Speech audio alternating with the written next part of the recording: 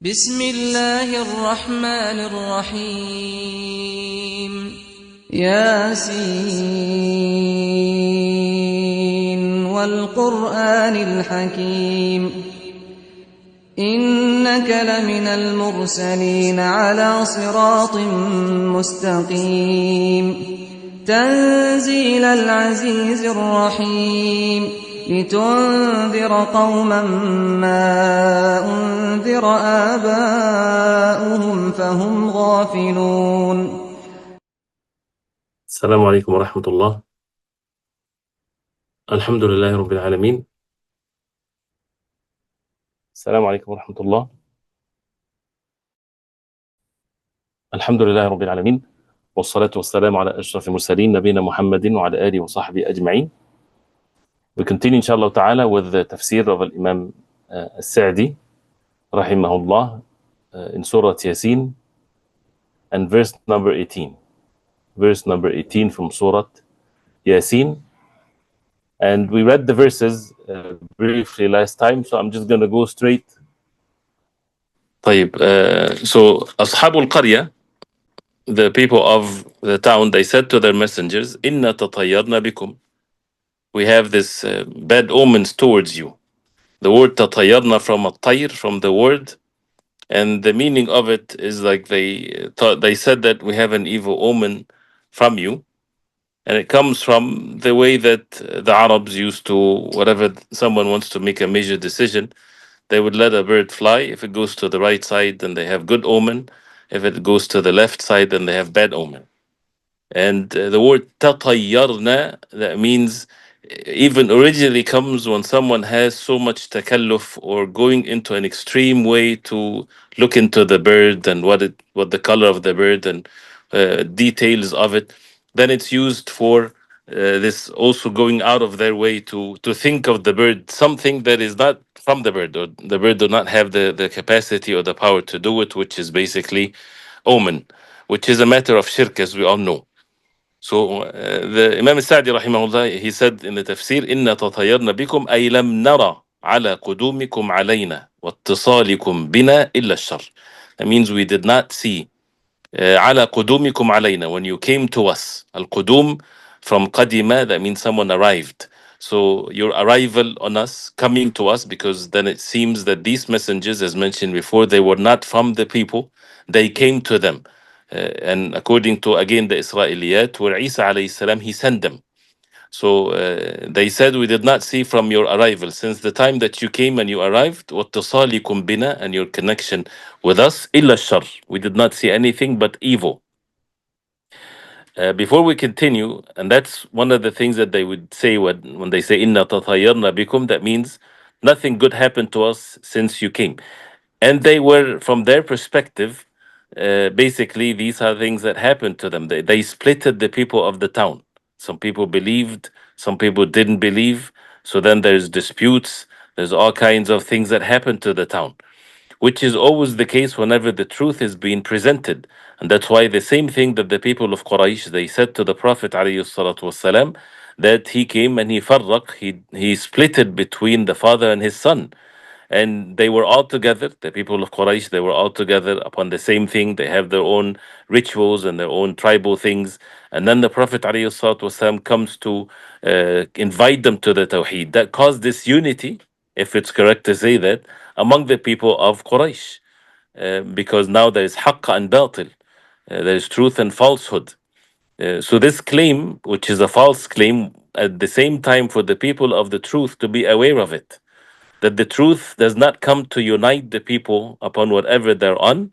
It comes to split the people, to split the people between those who follow the truth, then the people of those who are upon the truth, and they need to be united upon the truth. But it splits the people to be either kafir or mu'min, disbeliever or a believer. People upon the haqq versus people upon the batil. So Sheikh Rahimahullah says, وَهَذَا مِنْ أَعْجَبِ الْعَجَائِبِ. This is one of the most amazing things, what they said. And يُجْعَلَ Man qadima alayhim, and yuj'al, the one that is made to, when he arrived on them, when he came to them بأجل نعمة, with the best of all favors, ينعم الله بها على العباد, that Allah subhanahu wa ta'ala bestows upon al-ibad. وأجل كرامة, and the most exalted karama and honor, يكرمهم بها, that he would honor them with. As you see, نعمة ينعم, karama يكرم, right? So the noun and the verb.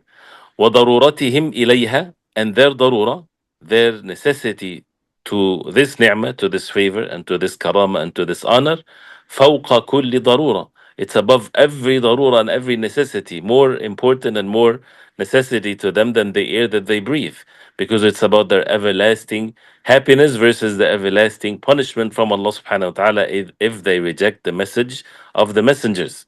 So they are in need of it more than anything else. So how can they say what they said? And then he says, قد قدم بحالة شر. How can that can bring to them any state of evil? زادت على الشر الذي هم فيه. That increased the evil that they're upon. واستشأموا بها. استشأموا. التشاؤم is the طيرة, is the evil omen when someone is pessimist about something that has nothing to do with his status or situation. ولكن الخذلان وعدم التوفيق. He says here, and this is a very good statement, ولكن الخذلان وعدم التوفيق يصنع بصاحبه أعظم مما يصنع به عدوه. Which means الخذلان, when someone is let down, and عدم التوفيق, not being guided to the truth and to what is right, يصنع بصاحبه, it does to its owner, to the person that has this خذلان and عدم التوفيق, much greater than his enemy would do to him. Right? And this is a principle, this is a way of life to understand. When someone fears his enemy more than his enemy within his own self. If someone is guided, he is victorious at all times. If someone is defeated within his own self, he's upon disbelief, what can his enemy do worse to him? He's in the worst state ever. And they were upon that because they said to the best of the people, those who wanted what is best for them, إِنَّا تَطَيَّرْنَا بِكُمْ, you came with evil to us. Looking into their materialistic things versus the reality of the life, the purpose of this life, the hereafter, and so on. ثم توعدوهم فقالوا, then they warned them. توعدوهم, and we talked about before الوعد والوعيد, two close words in letters, but they're the opposites. الوعد is the promise, الوعيد is the warning. So توعدوهم, that means they warned them. فقالوا لئن لم تنتهوا لنرجمنكم. That means if you do not quit, if you do not stop, تنتهوا, from النهي لنرجمنكم, we will stone you. الرجم is to stone someone with, you throw stones on him till you kill him. لنرجمنكم, and the lam is tawkid and the noon is tawkid at the end. So that means definitely, indeed, we will stone you to death if you don't stop. أي نقتلنكم رجما بالحجارة أشنع القتلات, which is the worst type of killing. And they can choose an easy way to end their life. No, but they would choose the worst of it whatsoever, and which is when someone is being stoned to death.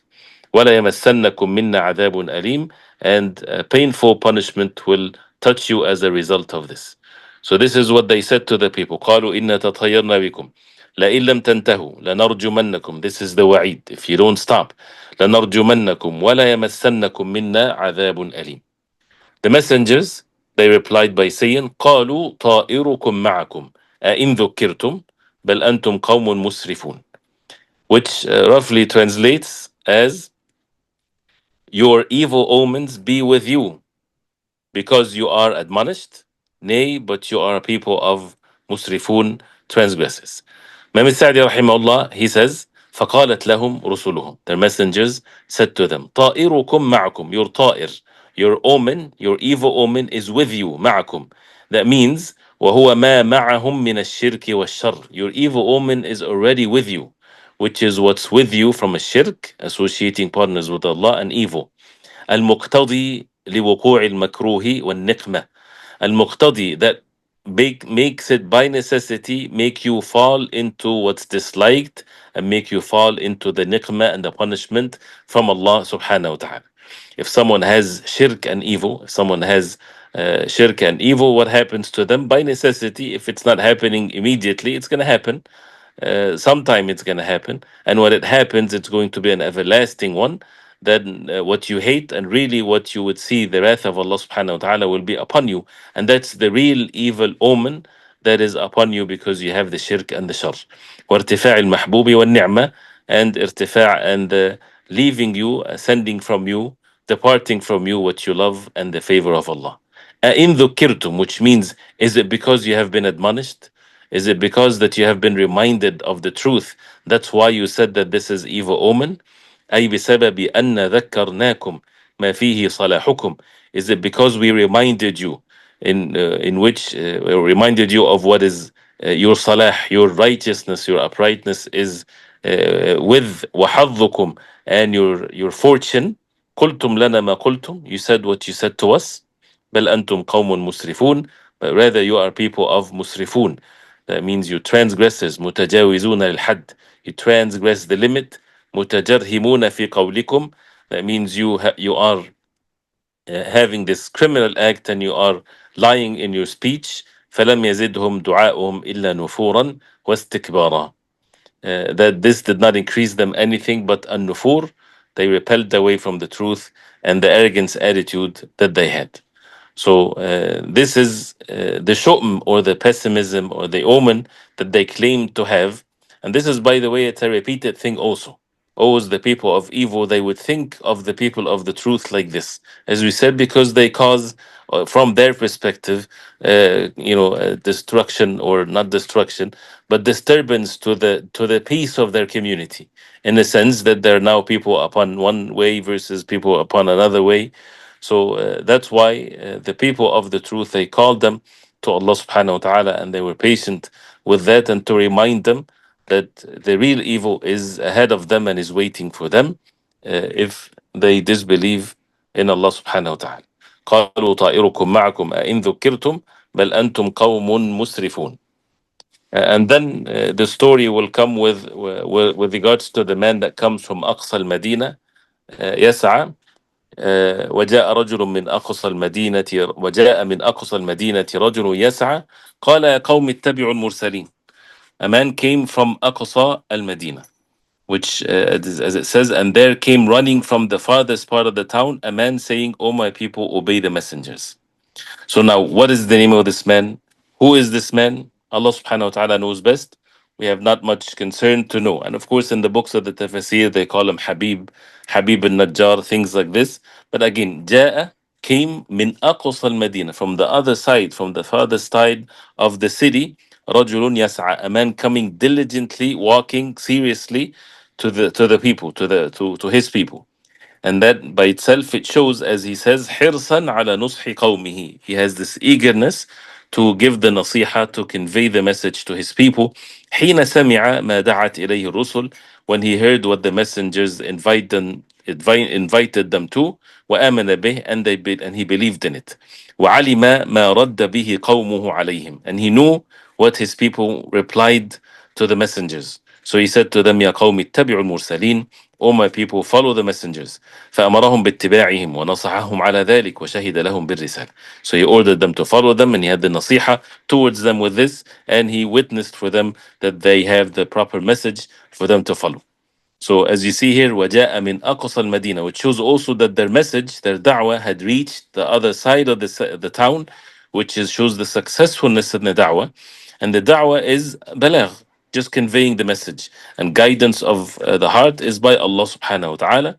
So this is now what happened to this man. وَجَاءَ مِنْ أَقْصَى الْمَدِينَةِ رَجُلٌ يَسْعَى قَالَ يَا قَوْمِ اتَّبِعُوا الْمُرْسَلِينَ. How the nasiha, this is something that we need to remember here in the story, how he had so much nusх, so much concern in his heart to his people, and how that continued even to be after he died. اتبعوا من لا يسألكم أجرا وهم مهتدون, which means follow, obey those who ask no wages of you for themselves and who are rightly guided. Imam Sa'di rahimahullah, he says, ثم ذكر تأييدا لما شهد به ودعا إليه. Then he mentioned something to support his argument. Why should you follow these messengers? And why you should follow what they invite you to be upon. He says, اتبعوا من لا يسألكم أجرا. Follow the ones that do not ask you for wages. أي اتبعوا من نصحكم نصحا. The one that نصحكم, those who had the concern towards you and gave you the nasiha in such a way, يعود إليكم بالخير, returns back to you with all matters of khair and goodness. And he says, وَلَيْسَ يُرِيدُ مِنْكُمْ أَمْوَالَكُمْ. He does not want from you any of your wages, your money, وَلَا أَجْرًا, no wages, عَلَى نُصْحِهِ لَكُمْ, to give you the نصيحة وإرشاده إياكم, and to guide you to the right path. فهذا موجب لاتباع من هذا وصفه. This makes it also by necessity something that is important for you to follow the one that his characteristics is like this. He says, بقي أن يقال, then there might be left one thing to say, فلعله يدعو ولا يأخذ أجرة. Maybe yes, he's calling to whatever he's calling to and he's not taking wages for it. ولكنه ليس على الحق, but he's not upon the truth. He says فدفع هذا الاحتراز بقوله. So he pushed away this احتراز. الاحتراز is when you have a conditional statement, or maybe this is not true at all times. And الاحتراز from الحرز is when you have something protected, something that is concealed. So he pushed away this point that they had, or this doubt, by saying وهم مهتدون, and they are guided. لأنهم لا يدعون إلا لما يشهد العقل الصحيح بحسنه, because they don't invite you to anything but what the sound mind would witness, that this is beautiful and this is upright and this is good. ولا ينهون إلا بما يشهد العقل الصحيح بقبحه, and they don't forbid anything except what the sound mind would witness that it's evil and it's ugly, and nothing uglier more than the shirk billah, than to associate partners with Allah subhanahu wa ta'ala, especially that they believed in Allah subhanahu wa ta'ala being even Ar-Rahman, as it's mentioned earlier in the surah. So اتبعوا من لا يسألكم أجرا وهم مهتدون, and they are guided. Not just that they don't ask you for wages, but also they are guided, and that's why you need to follow them. وما لي لا أعبد الذي فطرني وإليه ترجعون. So which means, as he continued to say to them, and why should I not worship him, Allah subhanahu wa ta'ala alone, who has created me and to whom you shall be returned. As he says here, فكأن قومه لم يقبلوا نصحه. So as if his people, they did not accept his nush, his nasiha, his concern. بل عادوا لائمين له على اتباع الرسل. But they returned back by blaming him, why would you follow these messengers? وإخلاص الدين لله وحده, blaming him, why would you have the deen with ikhlas, sincerity, only to Allah subhanahu wa ta'ala. فقال وما لي لا أعبد. What's the matter with me? Why shouldn't I worship the one that initiated me, created me, and everyone shall return to him? أيوة ما المانع لي, what prevents me, what deprives me from worshipping من عبادة من هو المستحق للعبادة, from worshipping the one that deserves to be worshipped. لأنه الذي فطرني, he's the one that created me from nothing before. وخلقني ورزقني, and provided for me. وإليه مآل جميع الخلق, and to him subhanahu wa ta'ala the abode and the final place for all of the creation of Allah. فيجازيهم بأعمالهم, so he would recompense them according to their actions. So therefore, فالذي بيده الخلق والرزق والحكم بين العباد, the one that is in his hands the creation and the rizq and the judgment between the ibad في الدنيا والآخرة, هو الذي يستحق أن يعبد, in this dunya and in the hereafter. He's the one that deserves to be worshipped. ويثنى عليه ويمجد, and to be praised and to be exalted. دون من لا يملك نفعا ولا ضرا, other than those who do not own any benefit nor harm. ولا عطاء ولا منعا, no, nor giving or depriving or withholding. ولا حياة ولا موتا ولا نشورا, and no life and no death and no resurrection. Meaning these idols, they don't own any of this. They don't own any of this to you. It's only Allah subhanahu wa ta'ala. And that's why he is in clear astray if he follows what they're upon. And that's why he says afterwards, أَأَتَّخِذُ مِن دُونِهِ آلِهَةً إِن يُرِدْنِي الرَّحْمَنُ بِضُرٍّ لَا تُغْنِ عَنِّي شَفَاعَتُهُمْ شَيْئًا وَلَا يُنقِذُونَ. Which means, أَأَتَّخِذُ, should I take, min dunihi, from other than Allah, آلهة, idols to be worshipped. إن يُرِدْنِي الرَّحْمَنُ بِضُرٍّ, if Allah subhanahu wa ta'ala ar-Rahman, the most beneficent, will for me harm, لا تغني عني شفاعتهم, their shafa'a, their intercession would never avail me. He says, لأنه لا أحد يشفع عند الله إلا بإذنه, because none intercede to Allah subhanahu wa ta'ala except by the permission of Allah. فلا تغني شفاعتهم عني شيئا ولا هم ينقذون, and they would never save me from the harm الذي أراده الله بي.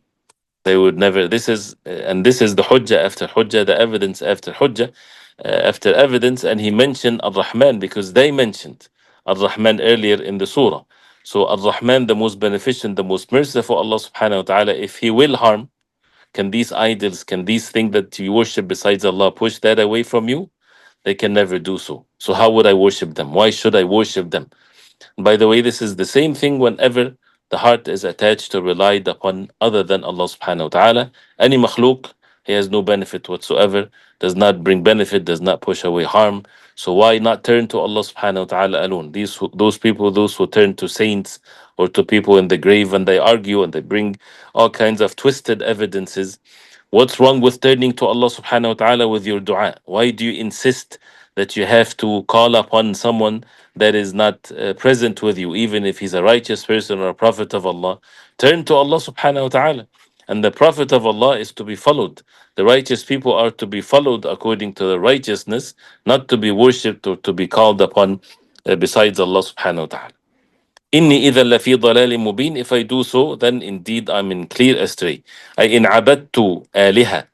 هذا وصفها. If I worshipped آلهة, this is their characteristics as mentioned in the previous verse, then indeed I'm in clear astray. فجمع في هذا الكلام. He said, so he brought in this speech بين نصحهم, by concern, having the concern towards them and the advice, والشهادة للرسل بالرسالة, and witnessing for the messengers for the message that they're upon, والاهتداء والإخبار, and the guidance and informing them بتعين. التعين here is that means that it's upon you, it's a mandatory thing upon you. بتعين عبادة الله وحده, to worship Allah subhanahu wa ta'ala alone. وذكر الأدلة عليها, أو وذكر الأدلة عليها, he mentioned the evidences to establish this. وأن عبادة غيره باطلة, and worshipping other than Allah is falsehood. وذكر البراهين عليها, and he mentioned the evidences upon that. والإخبار بضلال من عبدها, and he informed them of the deviation of those who worshipped these idols. والإعلان بإيمان جهرا, and he also made the إعلان, the announcement, the clarity of the matter to all of them. He's not hiding his iman. He made it very clear and open that his iman, he does that جهرا, openly, مع خوفه الشديد من قتلهم, even though he fears so much that they would kill him. But this is the truth that has to be conveyed. إني إذا لفي ضلال مبين. إني آمنت بربكم فاسمعون, which means indeed I believe in your Lord, then listen to me. Listen to me, obey me, follow, because the matter is the truth. So what happened? He says, فَقَتَلَهُ قَوْمُهُ لَمَّا سَمِعُوا مِنْهُ وَرَاجَعَهُم بِمَا رَاجَعَهُم بِهِ. His people, they killed him when they heard from him. وَرَاجَعَهُم means he returned back and forth to what they said. So they killed him. And as a result of that, Allah subhanahu wa ta'ala said to him afterwards, قِيلَ دُخُلِ الْجَنَّةَ قَالَ يَا لَيْتَ قَوْمِي يَعْلَمُونَ. But we'll stop here inshallah to show what happened to that righteous person after his people killed him, and to show the reality of this life and how he had still continuously the concern towards his people even after he died. And as Abdullah ibn Abbas radiallahu anhu, he said, how great this man was, how the great the nasiha was, that he had the nusha to his people in this life, in his life, and after they killed him also. As the Prophet ﷺ, when he said about the messengers of Allah, they would say, Allahumma hadi qawmi fa innahum la ya'lamun. Oh Allah, guide my people because they do not know, even though that he would face all kinds of difficulties from them. So, but this is briefly of what Imam Sa'di rahimahullah said. So we'll stop here inshallah ta'ala because of the time. Read it again, inshallah. So read the tafsir, read the words, understand of it, inshallah. And these ayat teaches us how to learn the da'wah and how to give da'wah and what's the subject of the da'wah. And it's the tawheed of Allah subhanahu wa ta'ala, the da'wah of all of the messengers of Allah, and how the arguments and how to refute the arguments of those who worship other than Allah, and to make the matter only sincerely for the sake of Allah subhanahu wa ta'ala alone. So we'll continue inshallah ta'ala Monday inshallah. وصلى الله وسلم وبارك على محمد وعلى آله وصحبه وسلم. I hope that everything was clear. Anything that needs to be clarified?